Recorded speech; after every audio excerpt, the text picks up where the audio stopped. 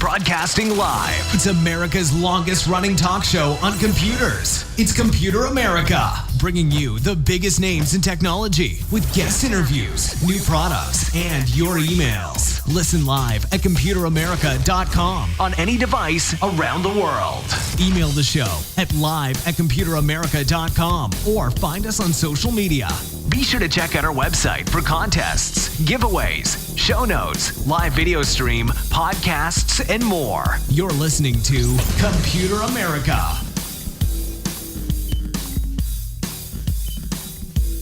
Hello and welcome into the Computer America Show. We are the nation's longest running nationally syndicated radio talk show on computers and technology. Thank you for joining us. I'm your host, Ben Crossman, and I hope all of you are having a great Friday. And hey, you're ready to get into get into some Computer America. Wow, this is going to be good. I can tell already. So everyone, welcome into the program. Thank you for joining us. And today on the program, if you didn't check out the show notes, well, we have a very exciting company joining us. We will be interviewing ItaQuod, and I believe that's how you say it. And we'll get all of that and more about the company, the name, what they do, how they do it. As usual, we like to find very interesting companies for you and really get into everything. How they do it, why they do it, what they do, and it's going to be a lot of fun. So sit back, relax as we get into this. So a couple of things, including the show notes over at computeramerica.com. That's where you'll find everything from a link to our guest website, any articles that we do later on in the program, just anything that we mentioned here on today's show will be in one place. So if you're in your car, if you're driving, if you're listening to us where you're not near a computer, don't worry, we got you covered. Also, while you're there, be sure to check out the social media contest brought to you by Logitech and check out the live video feed brought to you by OWC. Okay, so all that and more at our website. Be sure to check out the show notes again. Very important. So why don't we go ahead and just get started with today's guest? So again, company ItaQuod, and joining us is Mr. Bill Vergantino, and he is the co-founder and CEO of the company. And I want to welcome him onto the program. So Bill, how you doing? Welcome onto the show. I'm doing great, Ben. It's great to be here with you and your listeners. Thanks for having me. My pleasure, my pleasure. So, so a couple of things. Obviously, very interesting name, but why don't we go ahead and get some background on the company in general at first? I see here, again, co-founder, so you've been here since the beginning. What brought about the founding of this company, and tell us a bit about yourself. What is your background? Sure. Background as it relates to technology is, I've been in sales kind of all my life, but in technology, going back to 1994, got into the space, was a part of a software startup company. I've been a part of 5 different software startup companies, either as a salesperson, a field-based salesperson, a VP of sales at a couple of them, a CEO for 12 years. But ultimately, I've loved being a part of an organization where a group of people come together for a common objective and try to work together to succeed. And each of the 5 software companies I've been a part of have either gone public or gotten acquired. So they've been very exciting runs trying to figure out how to go to market, who to target, how to be effective at that. And this company, ItaQuod, is the 6th company that I've been a part of. And as you said, it's the first that I've actually, been the visionary behind and been a co-founder of, which is a whole other set of exciting, experiences. So we've been at it for the last 2 years. And why did we start it? Mm-hmm. We started it because although I've been in technology for the last 24 years and have benefited from what the world of CRM or customer relationship management software has introduced, I believe that I've experienced and had to deal with many of the benefits of them, but also a tremendous amount of frustrations and challenges associated with either as an individual salesperson, sales manager, an executive collaborating with other disciplines, or a CEO of a company trying to maximize the value of our CRM system to do what we intended and get the value out of it that we intended to get out of it when we subscribed to it. So we thought that there needed to be a new approach, that after 25 years or a quarter of a century, which might be surprising to your listeners that that's how long CRM has been around, that it was time for a new approach, a new architecture, much like every industry goes through, where there's success and there's leaders. Ultimately, there's pain that's experienced along with the value, and ultimately somebody needs to come along and begin to disrupt kind of what the norm has been. And hey, that's where we find some very interesting ideas. We've seen it all the time.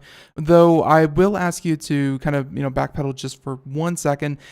We mainly we have on like I don't know, I'd say like consumer electronics, things like that. So customer relation management. I know that you kind of spelled it out there for us, but how does that actually relate to, I guess, how does that relate to an individual who maybe is interacting with these larger companies? Is this the software management, or is this the part where, I don't know, someone's trying to sell you something? Is this the part where you're trying to get customer support? Where does this system, kind of come? Like, how would most people know about this system? No, it's a great question, Ben, and I'm glad you kind of pulled it back a little bit. So when I think of a business, I think so many times people dive into the details too quickly. They talk about bells and whistles, they talk about nuances of running a business, and they fail to take a step back and realize what is the objective of the organization. If you're a for-profit, your job is to kind of acquire customers, keep customers, and drive profits. If you're a nonprofit, your job is to bring in donations, minimize spending, and help as many people as possible. So at the highest level, to me, no matter whether you're a for-profit or you want to help a cause in the world, you need to exist. And in order to exist, you need to acquire customers and keep them, or acquire donations. And so from our perspective, the primary objective of a CRM system is to enable an organization to begin to understand who it is they want to target, to potentially communicate the value of what they're offering to that marketplace, and to enable them to more effectively and efficiently acquire customers, and then ensure that they're learning from the customers over the course of time what is needed, what's expected, how do we need to evolve our offerings so that we can more effectively not only acquire more customers in the future, but keep the customers that we've got satisfied. So for us, CRM starts with acquiring customers. It's a software system that enables you to document information about people and companies and organizations that you may want to sell sell a product or service to. And then ultimately manage a process in interacting with those companies and people that leads them to becoming a customer. And then once they are, you want to support them. You want to learn from them. You want to evolve the relationship with them, and you want to keep them as a customer. And I like the way that you put that. I think a lot of times, I hear this very almost adversarial approach when it comes to, customer sales, corporations. Like, corporations are just after your money, and they're trying to figure out how to, take as much money from you. But the way that you worded that, I really like that, because it's not so much that they want, all of your money. It's that what you pay them, they want to give you the most service that you possibly can to keep you as a customer going forward. And it's not, it's not you against the company. It's more, just making sure that the company is providing everything that it can as best as it can, I guess. And that's where you come in with your software to make sure that dialogue is happening. It's not just, hey, we got them, good for us. Now we can move on to other things. Well, Ben, if I could, what you just said is so insightful right there. Honestly, I often talk, whether it be with my kids or with friends and family, or whether it be, the team members here at our company at ItaQuod, whether it's a relationship between two people or whether it's an organization trying to find a new customer, it all starts with open communication and aligning expectations. And there doesn't need to be an adversarial relationship, and somebody doesn't have to win. I think the best relationships, whether it be a company with its customers or a person-to-person, start with clear understanding as to what you hope the relationship to be, what value you hope to bring to them. And if you don't understand it, you try to explore what either frustrations or issues they're dealing with, or if they don't have what they think are frustrations and issues, you may be presenting what opportunities for optimization and improvements might exist that you can help with. And only then, if one of those things resonate, do we have a path forward to explore further whether what we offer can meet or align to those needs or those optimizations that they are wanting to pursue. And if they don't, it's in no one's best interest to move forward and try to acquire them as a customer. So I'm all about this software enabling not only organizations at a macro level, but then as you drill into it, sales regions or divisions, sales regions, sales people, support people to all have that mindset where, look, we're trying to find good fits for us. And good fits are where people have frustration that we can address or where they have the ability to take advantage of optimizations that we can help them with. And if we can align their needs with what we have to offer, well, now it's worth our time and effort to pursue them because we're going to make them happy. Right. They're going to talk about us, and we're going to keep them. And keeping a customer, as you know, is a lot more valuable and profitable than the time and effort and cost it takes to go find a new one. Yeah. Right. Yep, exactly. So, and that all makes perfect sense. And again, I like the way that you put it. Let's talk about, you said that this, this kind of thing has been going on, especially, the software side of it has been going on for 25 years, I believe you said.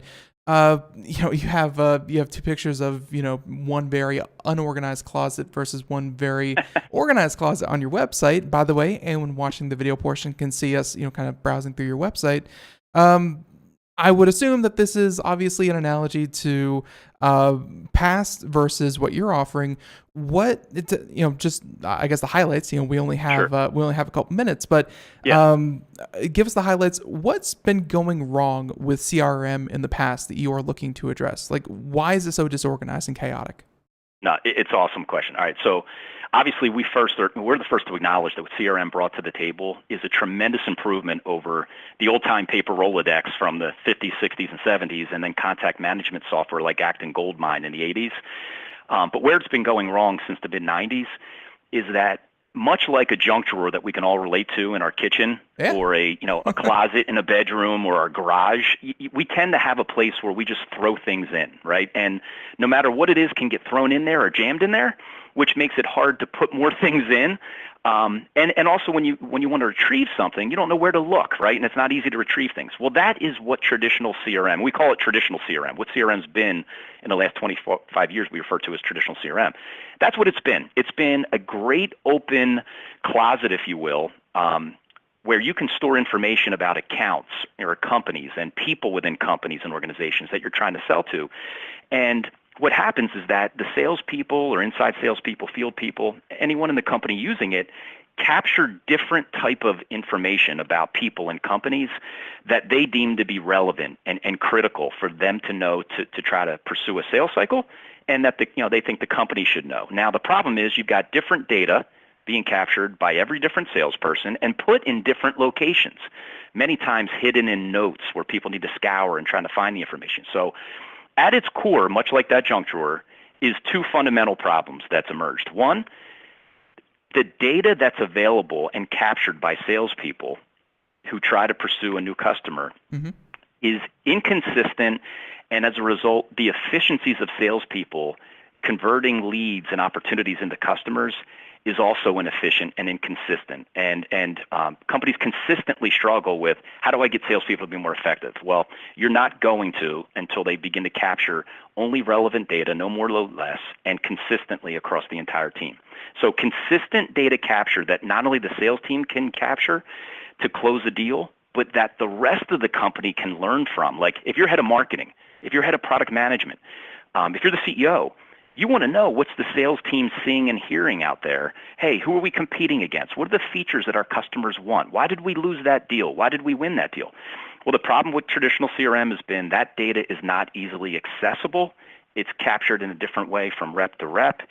And on top of that, not only is the value of the data not there, what really frustrates everybody, salespeople, sales managers, heads of marketing, is that it just takes too long to use the system. Whether you're the one entering the data It takes hours, whether you're the one trying to find the data and put it to use, it takes too long. Whether you're the head of marketing trying to know what is working so that I can modify our communications and messaging and our lead generation, or whether you're the head of products and services saying, hey, I want to know what feature we need to embellish further because it's resonating, or what feature we need to build because our customers need it and we're losing prospects and new customers because of it. That's just not easy. So the time it takes to use the system has been a problem. And the second is that the data is not bringing the value that's needed to either win business now or help the rest of the company learn what changes are needed to more effectively win customers in the future. And I can see where obviously that could where that could happen, especially as over the years, because what may have attracted an organization to your company at first may not be their needs kind of as they evolve going into the future, and being able to, I guess, not just keep offering the same service over and over again, but to, I guess, kind of look ahead, look into what they're looking into going forward. I guess I could see where every individual salesperson wouldn't be able to even, I guess, categorize and file and, organize all that data over time, especially one that's, right. Just jumping into it in the middle. This seems like a real problem for, organizations that, don't have one dedicated person for each account, which, happens a lot, especially in larger businesses. How did you fix them? I mean, is this, I guess we've fast entered a day and age over 25 years. I mean, looking at just the consumer things I think people are used to, things like Facebook and, a lot of documents are now handled strictly on computers over the 25 years. I mean, I think personal data management has gotten better. I don't know if that has translated yet into a corporate setting. What have you changed about it? I agree exactly with what you just said, Ben. I think, individual data management and activity management has gotten better. But at the end of the day, I think if people don't feel as if they have to manage their data and their activity in an efficient way or within a software system and no one else is using it, putting to use, valuing it, overseeing it, they'll tend not to. And they just get too busy and they kind of get away from it. So even though it's better, it's not ideal. But even when it's great, the problem is that inconsistency again. So even if Ben, what questions to ask and what information you need to understand about a prospective customer to help them through that process of aligning expectations and turning them into a customer, how you go about it and what information you gather may be different than how I do it. So if the company is trying to learn from both of us what we're seeing and hearing and why we're winning, why we're losing, they don't want to inefficiently try to open up all the drawers in the house and the closets seeking this data. They'd like it to be consistently captured, easily organized, and easily consumed, not across one deal or one prospective sales opportunity, but all of them, and slice and dice. So when I go after a small business, how are we winning? Why are we winning? Who are we beating? Who are we losing to, et cetera?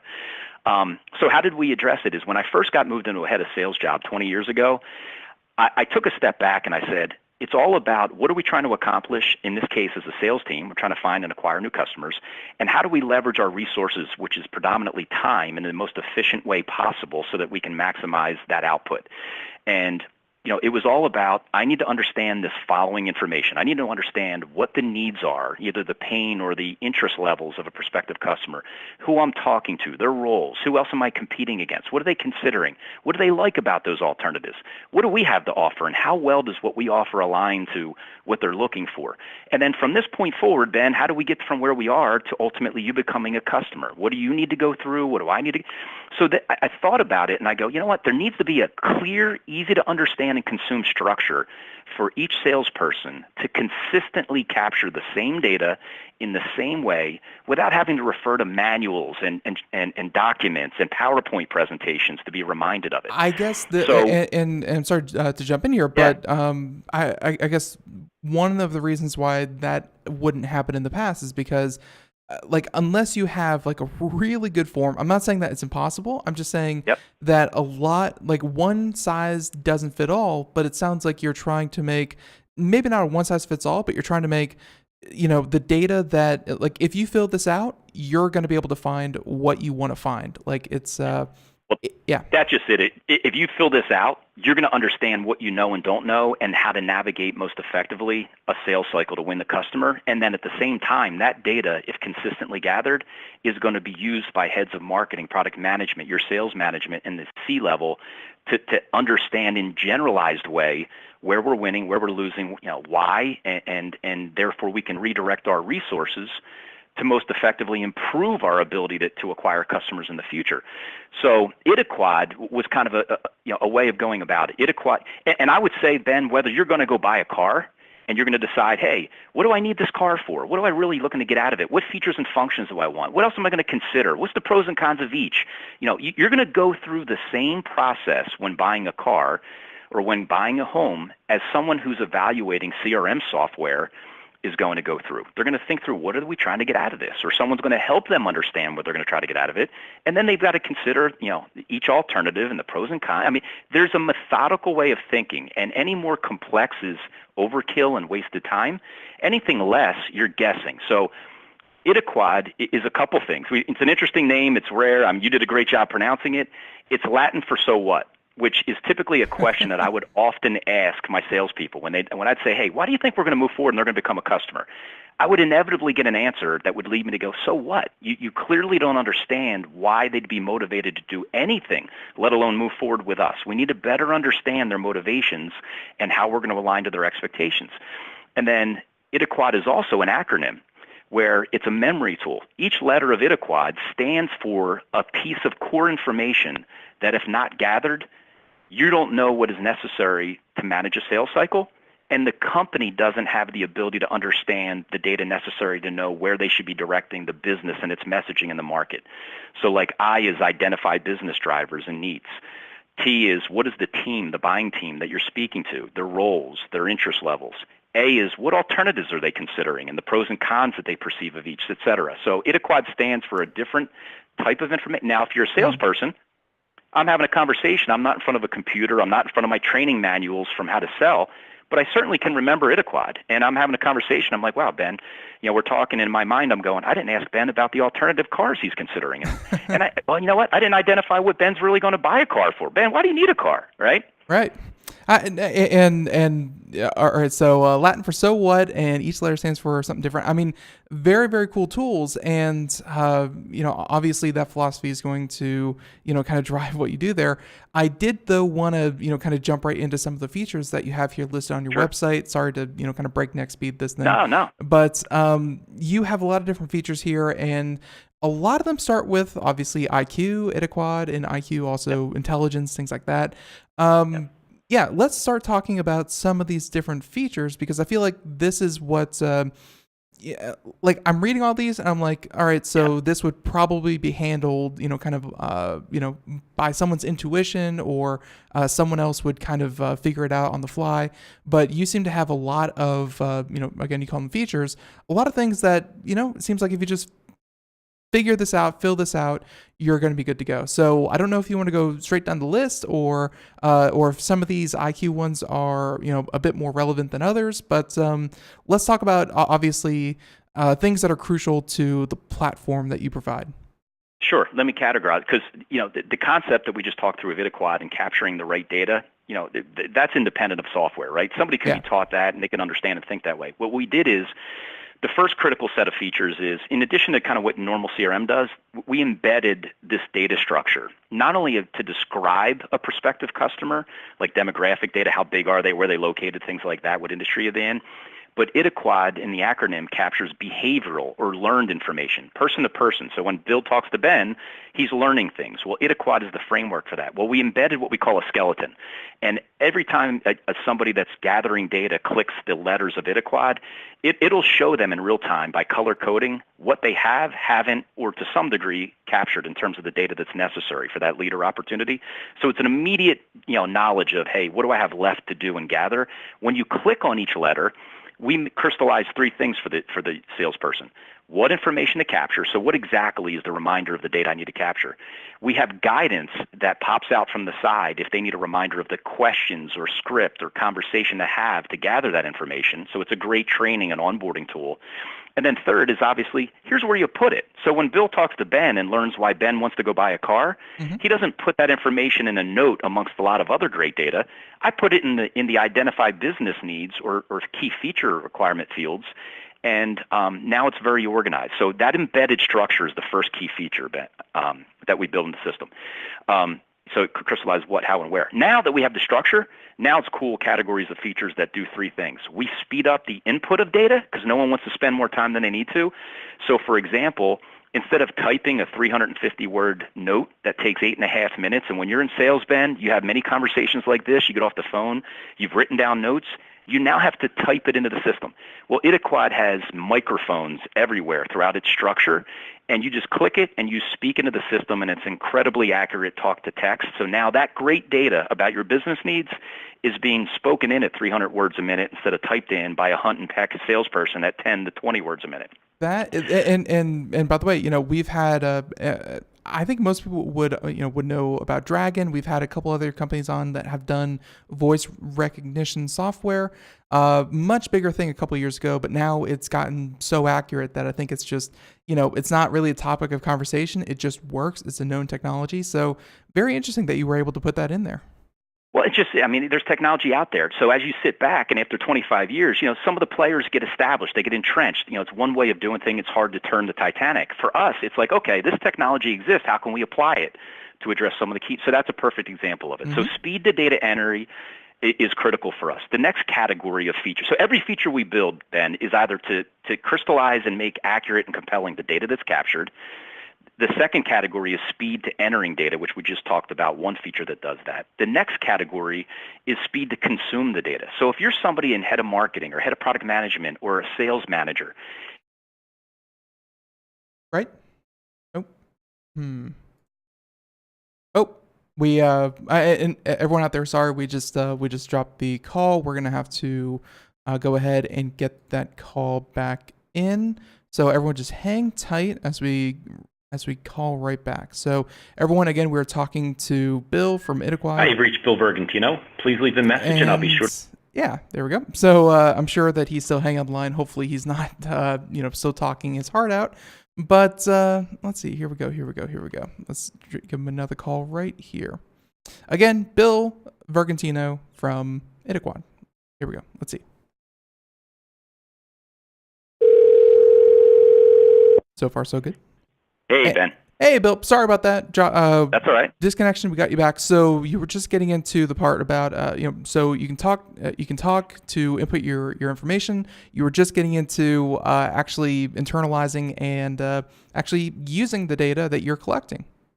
That's right. So the net result of it is we've got a lot of features that speed up the consumption of data for the person that's using it. So whatever your role is, given that we've organized the data, you can easily have only the pieces that are relevant to you in your role, whether you're head of sales, marketing, or product management. So when you log in one click, you're consuming only impactful data.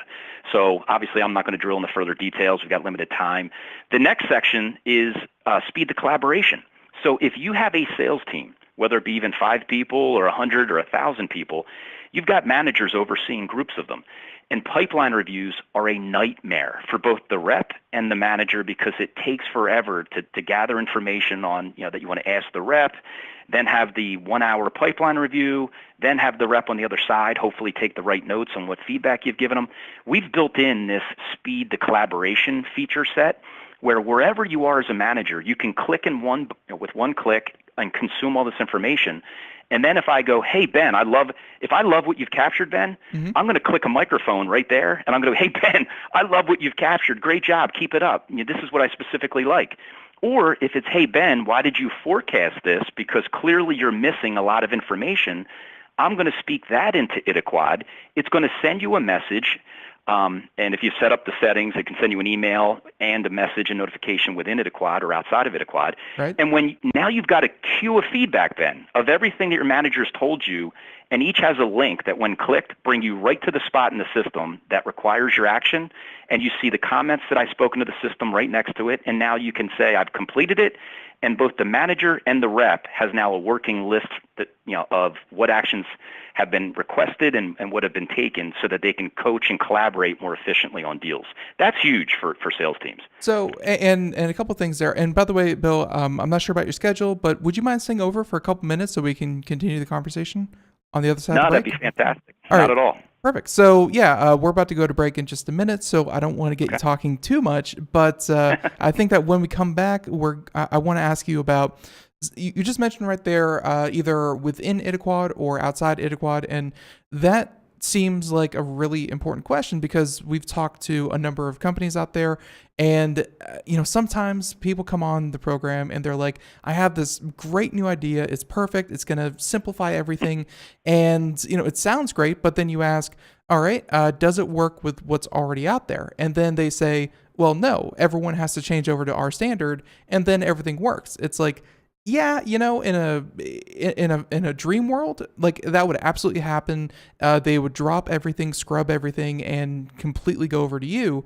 But if they don't want to throw out all their research and all their hardware just to make you happy. So when we come back, I want to ask you, is ItaQuod completely self-contained? Does it work with other programs or other things out there? And we'll get into that when we come back. So thank you, Bill. Great, Ben. Perfect. So Bill, thank you for staying over. Everyone, ItaQuod, Computer America, stay tuned. We'll be right back.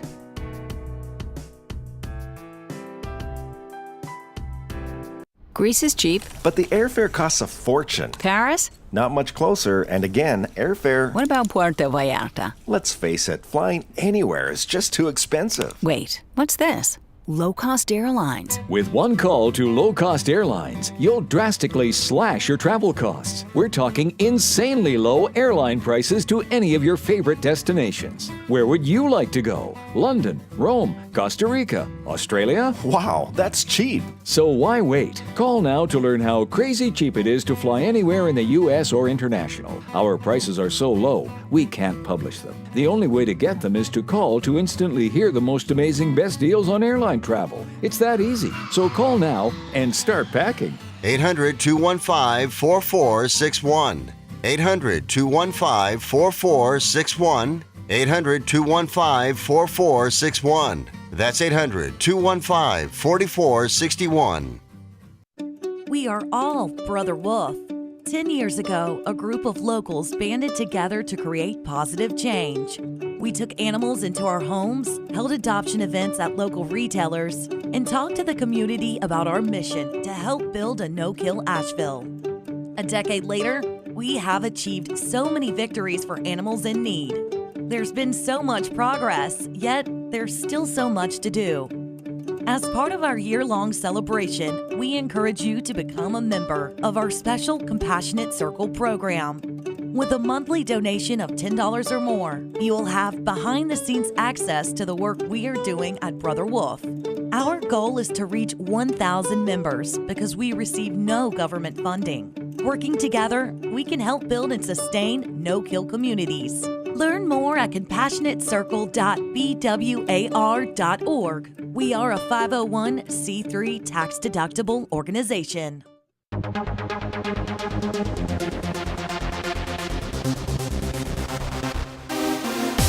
And welcome back to the Computer America Show. It is 32 minutes past the hour, and as we continue on here, we are talking to, we're talking to ItaQuod. We're talking to Mr. Bill Vergantino, and he is the co-founder and CEO of the company. Very interesting so far. He agreed to stay over. But before we get back to him, one little thing, that is, everyone out there, if you missed any part of today's interview and you feel like checking it out, check out wherever podcasts are heard. That's where Computer America can be found. And hey, you get today's show in its entirety rebroadcast. So if you feel like you want to time shift us or be a little bit more convenient for you, we of course enjoy being on the IRN network. But yeah, hey, make that available to you. Just that simple. So everyone, once again, we continue on with ItaQuod.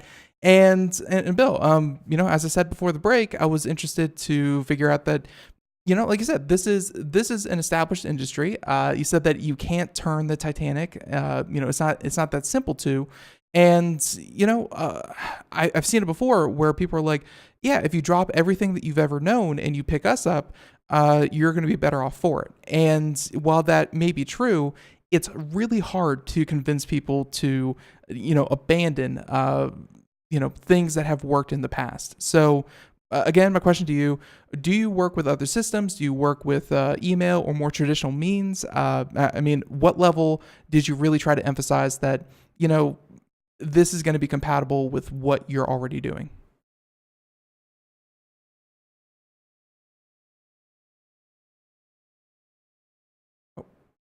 Make everybody aware that we're actually within a few days, and certainly over the weekend, I think we'll be introducing a lot more UI-oriented elements to the website. So not only you can see and read about some of the features, but you'll see screenshots and video access. So I just want to make them aware of that Sure. if they check it out.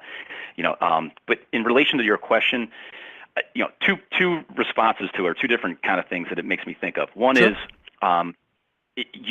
one of the companies that I was at was a data integration company. So the whole world of tying applications together and acknowledging that companies use things other than just your application is something I'm really familiar with. And our company, out of the gate, immediately wanted to create an open application programming interface, or API for those that are familiar with it, so that it was easy enough for anything and everything to be written to enter into our system or to get out of our system, so that we can play well with others. So that's first and foremost. Whether we've built an integration or we didn't, the ability to do anything is available and possible to us pretty readily with an API that, like the one that we've documented and built.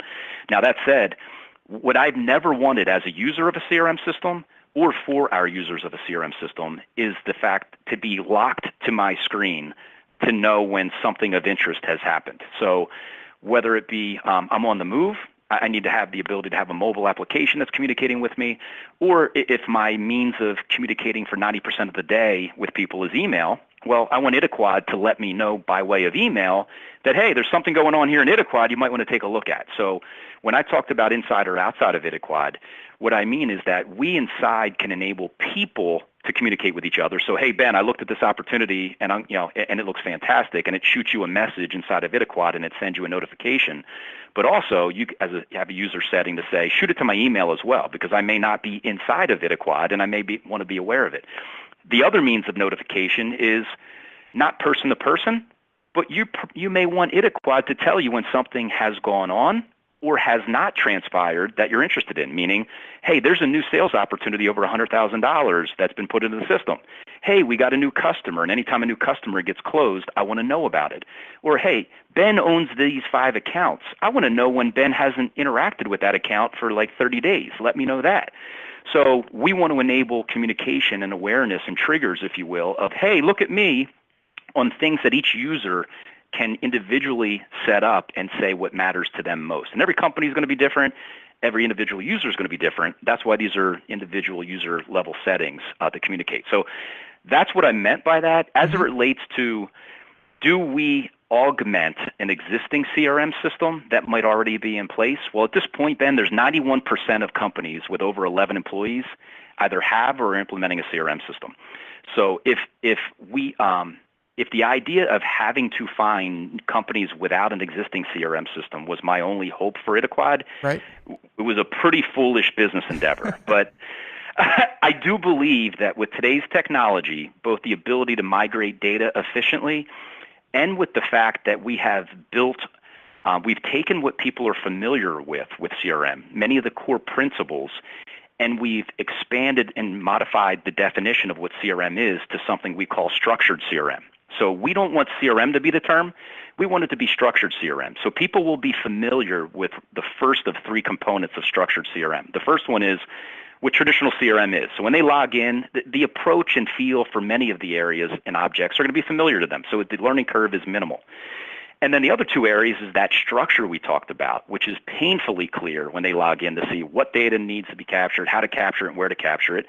And then once they're introduced to speaking into the system, well, they're not going to need a second lesson on that. They're going to be like, thank goodness somebody's finally done this.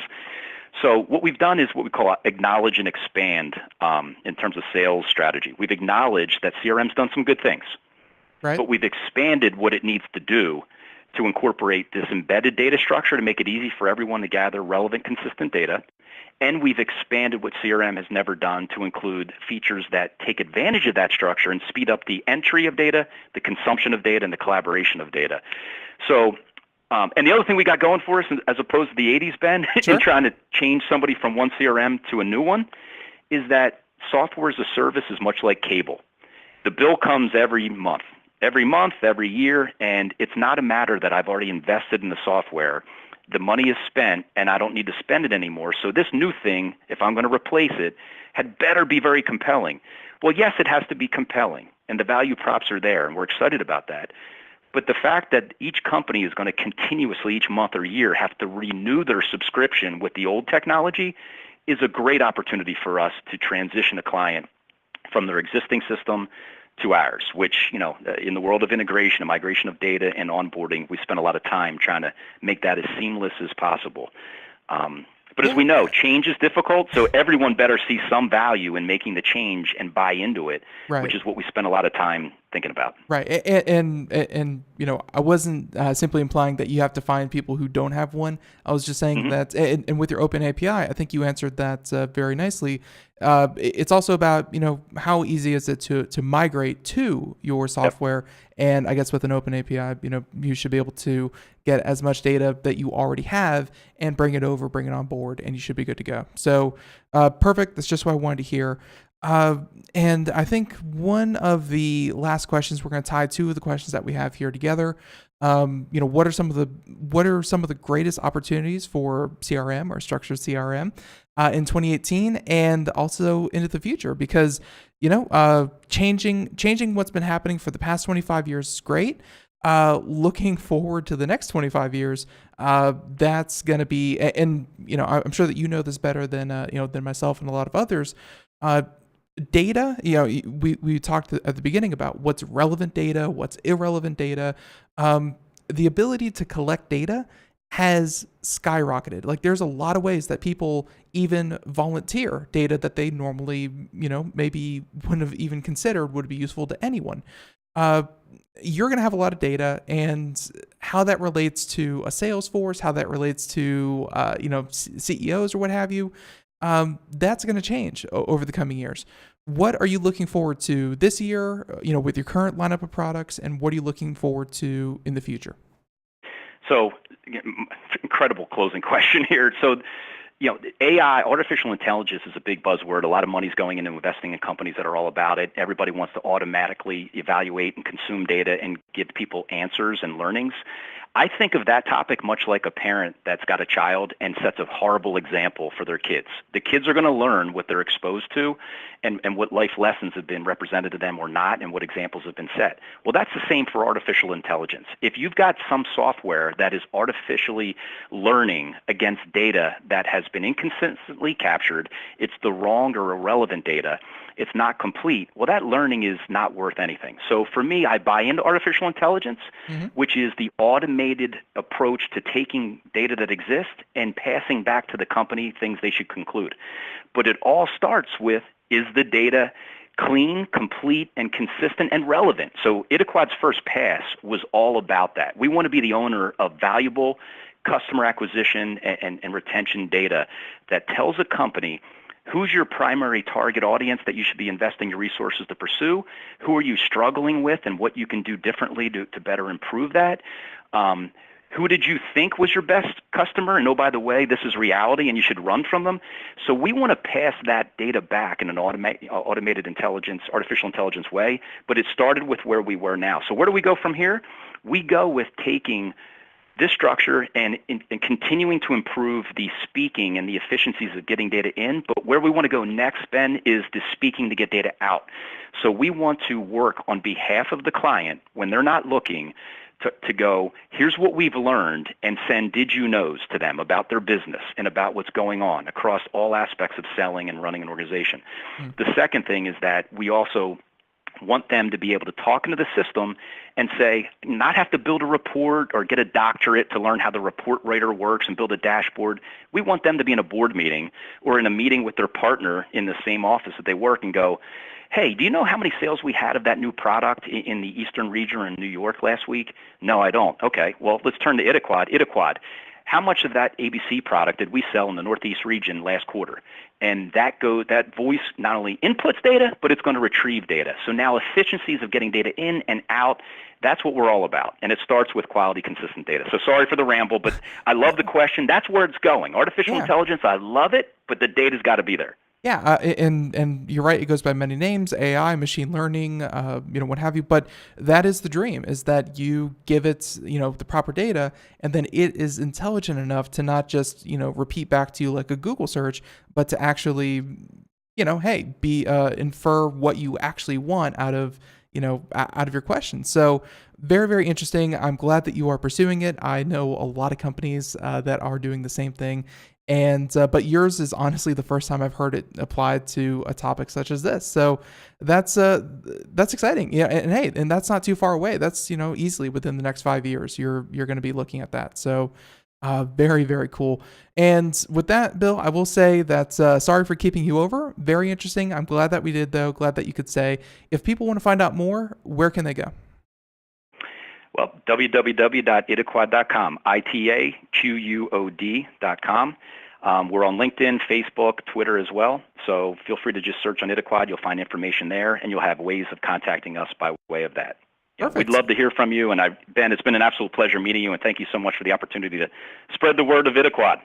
No, it's honestly our pleasure. This is not obviously this is not a topic that we cover often. Like you said, I don't think many people have really revisited CRM in the past 25 years. But what you're doing does sound very innovative. So hey, I'm glad that you could join us. And everyone, we have a link to ItaQuod in the show notes at Computer America right there on the homepage. So Bill Vergantino, co-founder, CEO, ItaQuod. Bill, until next time, thanks so much.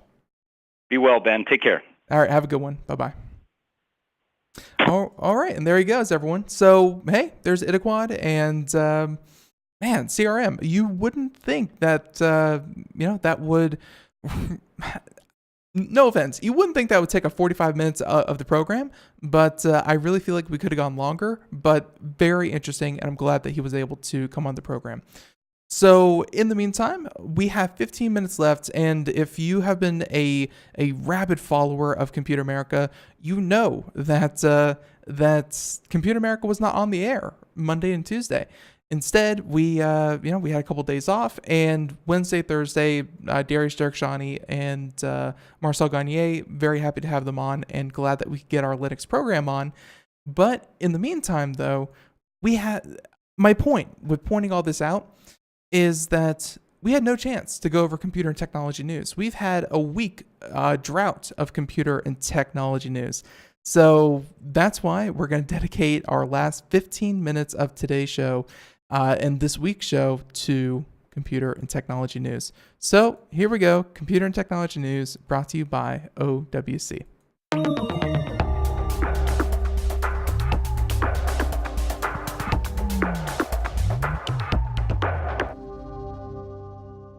Okay, so for our first story, we're going to do one about, one of my favorite topics, and this is graphics cards, because they're so powerful. They seem like such a, kind of a snooze fest, but whenever I hear the latest, specs about, what was the NVIDIA, let's say the NVIDIA Titan V or, the 1080 Ti as opposed to the, the 1080, like, I like seeing those differences. I like seeing what's new and cutting edge with graphics cards, because the faster they get, the more efficient they get. That means that we get a lot cooler technology that can follow. So that's why we have this article here from The Verge. Here we go. And yeah, it's a leak. So leaks, rumors, essentially our version of celebrity gossip, where NVIDIA GeForce RTX 2080 Ti.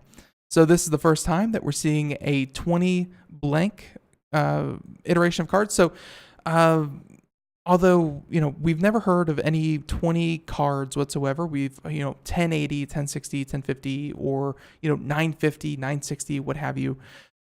This is the first time we see this naming structure and the RTX 2080 Ti. So let's find out what this thing is. So, and by the way, we're actually going to throw up this video here on the show. And this is NVIDIA's RTX Cinematic Real-Time Ray Tracing. If you want to find out about ray tracing, check out some of our segments with Darius Derekshani.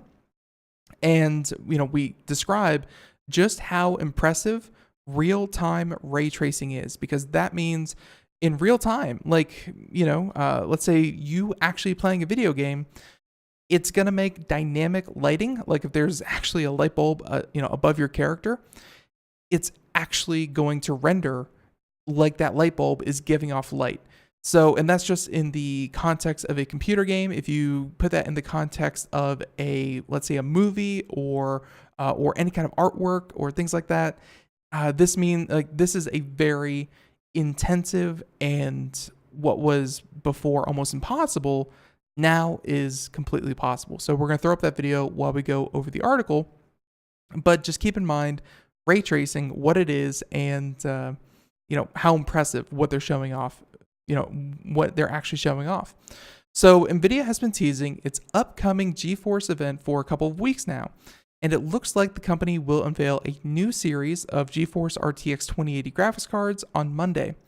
So while the NVIDIA typically launches TI or titanium versions of its most powerful cards, they said that NVIDIA will launch both an RTX 2080 and a 2080 Ti. So this is, and by the way, Video Cards is the publication that first announced this, saying that they have provided what it claims are specifications for NVIDIA's GeForce RTX 2080 Ti. So this is their most powerful card, even beefier, and it will include 11 gigabytes of GDDR6 memory with 4,352 CUDA cores. So CUDA cores, those are parallel processes. Very, very impressive. So they said that, let's see, so 4,352 CUDA cores, and that's more than 20% more than the existing 3,584 CUDA cores found in a GTX 1080 Ti, and 70% more than the base GTX 1080. This thing is going to be a beast when it comes to actually rendering things. Be that for for video games, for rendering movies or photos or anything like that. This thing is really, really powerful. So they said it's not clear what speed the card is clocked at, but the amount of CUDA cores will make it a very powerful graphics card either way. Again, that coming from the article. Saying that they improved the memory bandwidth on GDDR6 will also mean that this is a very capable card. So NVIDIA's RTX 2080 Ti, the RTX 2080 Ti, here we go. They claim that it will ship, the base one, not the Ti, will ship with just under 3,000 CUDA cores, which is 15% more than the existing GTX 1080. So even there, a moderate increase over the 1080. So it looks like they're really positioning this to be the RTX 2080 is going to be the spiritual successor to the GTX 1080. So 2080 above the 1080, and the 2080 Ti goes above the 1080 Ti.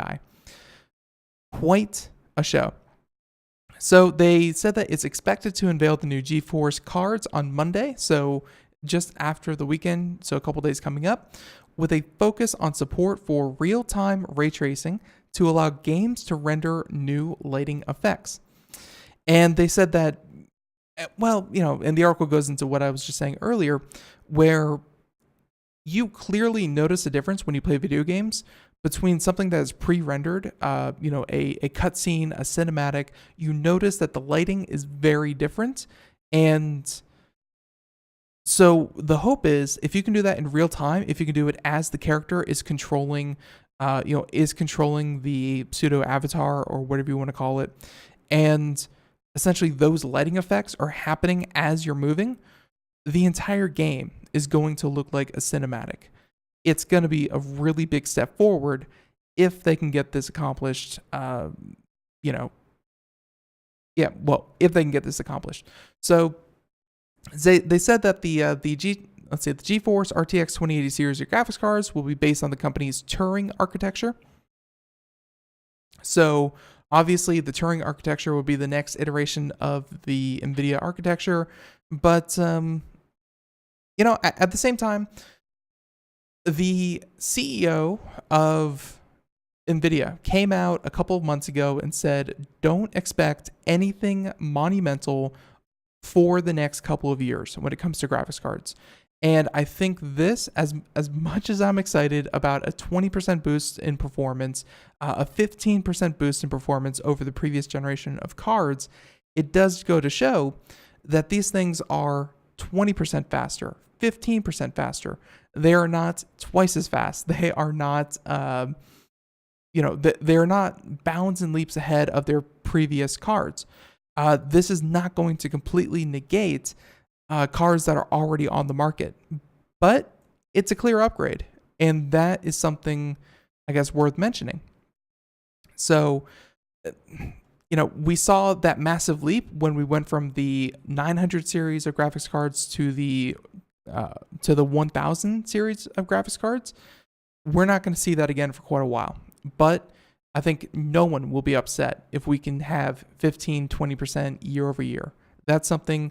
If they can sustain that, a lot of people are going to be happy about that. So there you go. We're going to leave that one there. But hey, new graphics cards, exciting stuff. Let's see, man, time for just one more story. So many that I really wanted to get out there. Let's go ahead and get ahead of this one. So kind of calling this one out more for the clickbaity headline than it would be for actually dig on Apple. So Apple, they're a big target. They are, they're in the news a lot lately. They are very, exciting to pick on.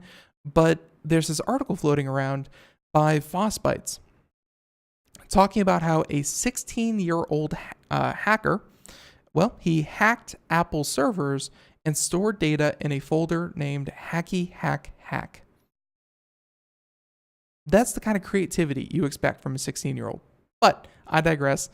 They said that, the article goes into talking about how Apple tall claims of keeping your data secure were challenged by an Australian teenager when he repeatedly hacked Apple servers and downloaded 90 gigabytes of secure files, quote unquote. So this was reported by The Age, and The Age, the original publisher of this, probably did a little bit better of a job.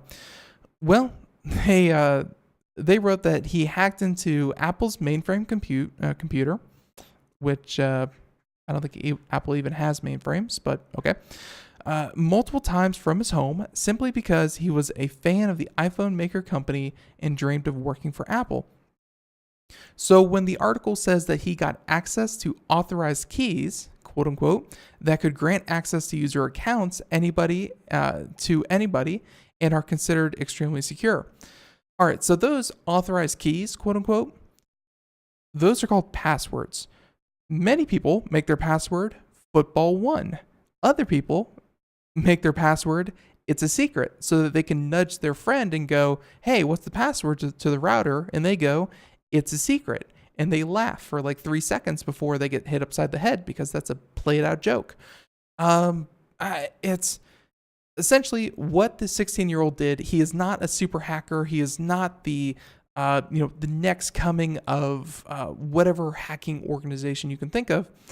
Essentially, he was able to get passwords to people's iCloud accounts.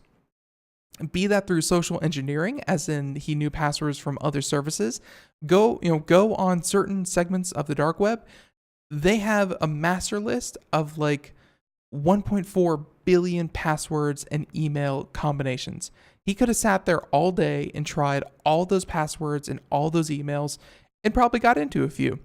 And then any account that he was able to get into, he simply took all the files, downloaded them to his computer, and stored them in a file called Hacky Hack Hack.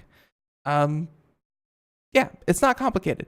Apple was not really compromised. The individuals who stored their data on the iCloud, they were compromised because they lost their password and their username. As soon as that happens, the onus is not on Apple to protect people's data. It is the individual's fault for either having a weak password, being compromised on their system. There's really not much Apple can do to prevent something like this from happening because it was the customer, it was the user who lost their credentials and allowed this to happen. Admittedly, Apple could have done a couple of things such as, geotagging. If someone from the UK suddenly accesses their, someone from Australia accesses a customer in the UK's data, 5 minutes after they just logged in, that's a red flag.